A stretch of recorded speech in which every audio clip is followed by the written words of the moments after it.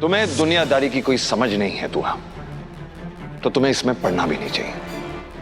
तुम्हारे फैसले किचन तक महदूद रहे, वही तुम्हारे लिए बेहतर होगा, समझे? अभी कोई गैर नहीं, ये मेरी दोस्त है। आज चलते किसी भी सड़क छाप के साथ दोस्ती करने से पहले कम से कम ये तो सोच लेती दुआ कि उसके साथ रिश्ता बराबरी का हो भी सकता है कि नहीं। जहां से आई और जहां हम रहते हैं उसमें जमीन आसमान का फर्क है दुआ।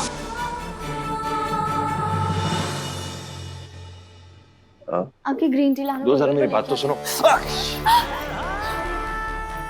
अल्लाह, बहुत तेज लगा क्या? ये तो खून आ रहा है, मेरा दिमाग पता नहीं कहाँ रहता है। मुझे माफ कर दीजिए, मैं काम करती हूँ। मैं ना डॉक्टर अंसारी को फोन करती हूँ, वो दवाखाने पे होंगे, अभी कॉल करती हूँ।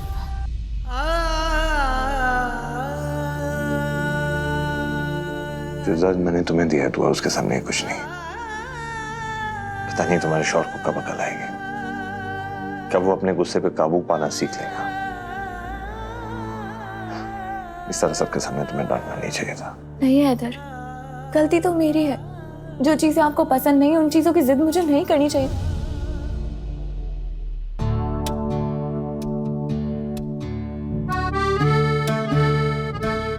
माफी तुम्हें नहीं, मुझे मांगनी चाहिए, और इस तरह नहीं। जिस तरह सबके सामने तुम पे चिल्लाया हूं, उसी तरह सबके सामने माफी मांगनी चाहिए। चलो। नहीं हैदर, ये क्या कर रहे हैं आप? मियाँ बीवी के बीच का मसला आपस में ही सुलझ जाना चाहिए। घर वालों के सामने तमाशा करने का क्या फायदा? तो तुम्हें लगता है कि ये मसला आपस में ही सुलझ जाएगा? कोई मसला है ही नहीं। जब कोई मसला है ही नहीं, तो हमें वो करना चाहिए जो आपस में मियाँ बीवी करते हैं जब अकेले होते हैं। आज आपको क्या हो गया है? कुछ नहीं, कुछ भी तो नहीं।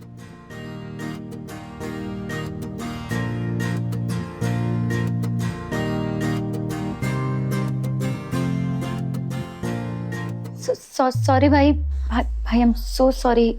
हमें नॉक करके आना चाहिए था। कुछ नहीं, वैसे भी हम हाँ, ऐसा कुछ नहीं हो रहा था। लेकिन क्यों कुछ नहीं हो रहा था? हस्बैंड और वाइफ को तो अलाउड है ना, इसीलिए तो शादी करते हैं ना। नूर, कुछ सोच समझ लिया करो बोलने से पहले। कुछ तो शर्म लिहाज करा करो। लेकिन इसमें शर्माने वाली कौन सी बात है? पता है, मैंने अपनी साइंस की टेक्स्ट बुक में पढ़ा था कि जब एक आदमी और औरत पास आते हैं तब उनके बीच कुछ कुछ बस तुम ना अपनी साइंस बुक थोड़ा सा कम पढ़ा करो। क्यों? चलो अब भाभी। हाँ कायनात, आपको अम्मी बुला रही हैं और तुम चलो मेरे इसे कंप्लीट तो करने दो। बहुत मुश्किल से पढ़ा था मैंने, आपको समझाऊं क्या? मैं अम्मी बुला रही है। दुआ, ये अम्मी की टाइमिंग भी ना कमाल की है। और वैसे भी उस लड़की के कत्ल की वजह से आज का खास दिन, उसका मजा पूरी तरह किरकिरा हो चुका है। इस खास दिन को दोबारा खास बनाना पड़ेगा, कुछ करना पड़ेगा। लेकिन क्या? या अल्लाह, बस उस नामुराद लड़की से दोबारा रूबरू मत करवाना। तू अब इतनी जल्दी आ गई? आपके अरमानों पर पानी फेरने के लिए सॉरी भाईजान, लेकिन मैं भाभी नहीं, भाभी का प्यारा सा देवर हूँ। अरे कोहिनूर को छोड़ो ना। कोहिनूर? अरे छोड़ो भाईजान, आप सिर्फ काम पे फोकस करो, ठीक है? वैसे इस बार आपने भाभी का दिल सच में दुखाया है। वो आपसे गुस्सा तो हो ही नहीं सकती, लेकिन फिर भी आपको कुछ उनके लिए स्पेशल प्लान करना चाहिए। क्या करना चाहिए? वो सब आप मुझ पे छोड़ दो भाई। आप तो भाभी को वो गिफ्ट दो जिसका वो सुबह से इंतजार कर रही है, और भाभी के साथ थोड़ा सा रोमांटिक टाइम स्पेंड करो। तुम करने क्या वाले हो Ruhaan? Just wait and watch. अरे रूहान, मेरी बात सुनो। रूहान, करने क्या वाला है? 10 बार गिनवा दिया। ये गाड़ी से टकरा गई। अरे गाड़ी खुद भी तो ठीक से चलानी चाहिए ना। मैं तो ऑटो देख के चला रहा था मैडम। अरे तुमसे नहीं बात कर रही।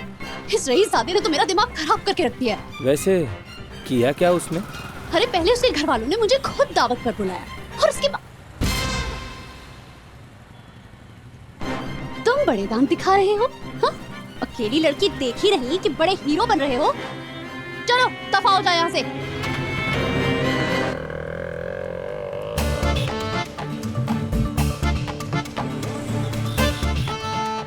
हुआ और उसके परिवार के साथ जो भी हुआ उसके लिए मुझे भी बुरा लग रहा है, लेकिन इसमें सारी गलती मेरी कैसे हुई? मैंने इकबाल से कहा कि जाओ मेरी जान, तो आग उठा ले जाओ।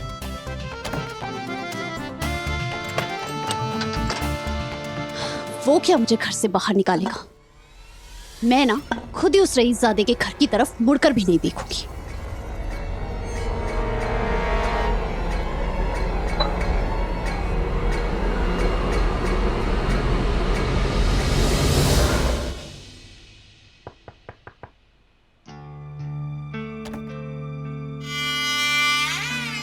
जी दुआ इस वक्त हिना के कमरे में क्यों जा रही है? तुम बैठो तो बैठो बैठो।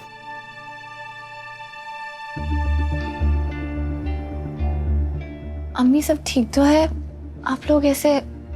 तुम्हें लग रहा होगा ना तुम्हारे साथ इतना कुछ हो गया और तुम्हारी अम्मी ने उस गजल से कुछ भी नहीं कहा।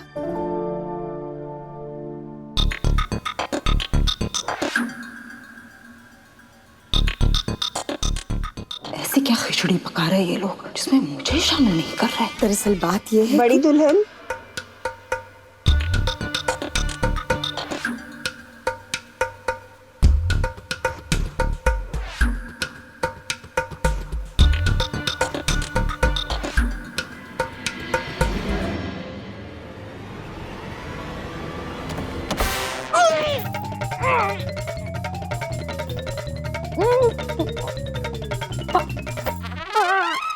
दुल्हन आज तुमने गजल के लिए जो कुछ भी किया उसके लिए हम सब तुम्हारे शुक्रगुजार हैं।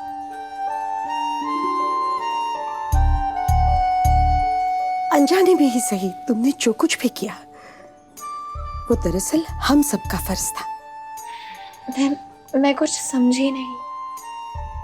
असल में बात यह है कि गजल के अब्बू का हम सब पर बहुत बड़ा एहसान है। दुल्हन जब हैदर नन्हा सा था तब एक दिन अचानक उसकी तबीयत बहुत नासाज हो गई।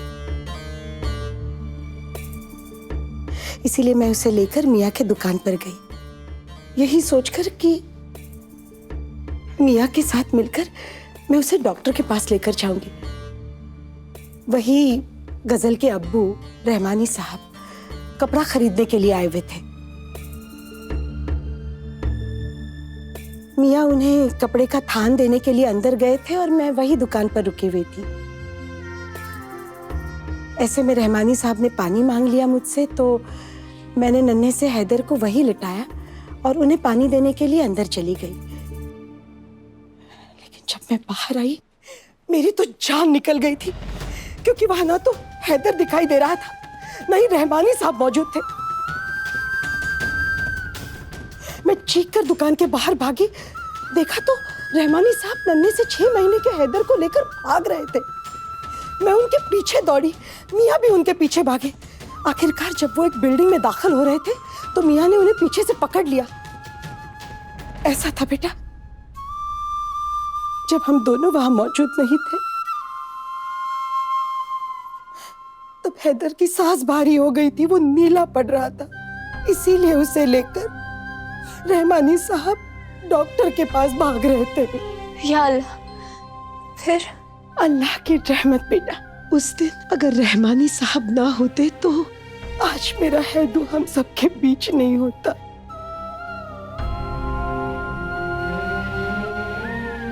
फिर तो हैदर की जिंदगी गजल के अब्बू की देन है।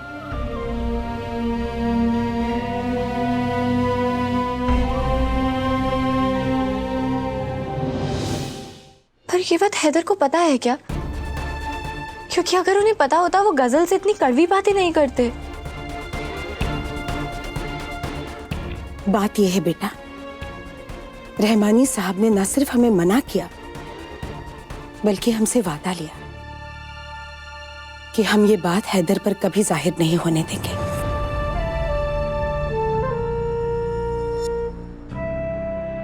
क्योंकि वो नहीं चाहते थे कि हैदर किसी के एहसानों के बोझ तले अपनी जिंदगी बिताए।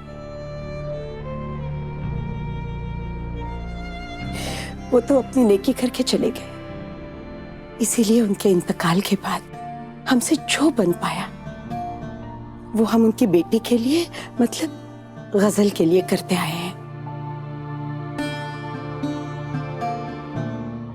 फिर तो गजल की तरफ मेरी जिम्मेदारी और भी बढ़ गई।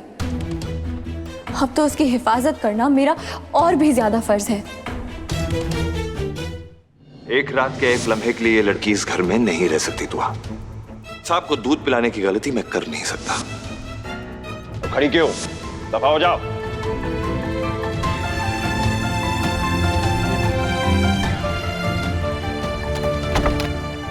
मेरी जान अभी भी उसी के बारे में सोच रही है ना?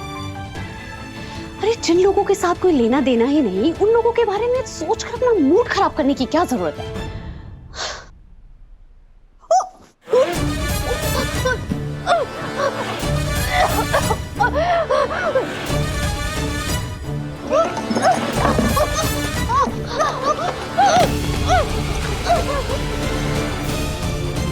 या अल्लाह, पता नहीं बेचारी गजल किस हालत में होगी।